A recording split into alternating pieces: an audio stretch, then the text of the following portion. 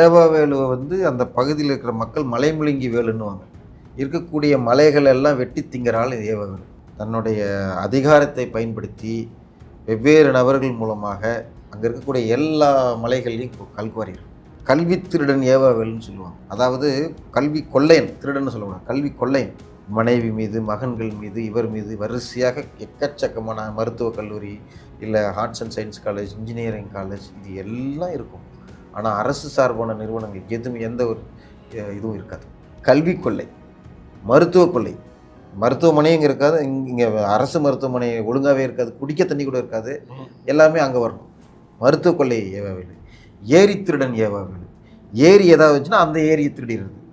ஏற்கனவே வந்து அவங்களுடைய அருணை மருத்துவக் கல்லூரியில் அங்கே ஒரு ஏரி இருந்து அந்த ஏரியை ஆக்கிரமிப்பு செய்து அது நீதிமன்றம் வரை சென்று அதை திருப்பி கொடுக்கணுன்ற மாதிரி அந்த வழக்குகள்லாம் தீர்ப்பு வந்திருக்கு.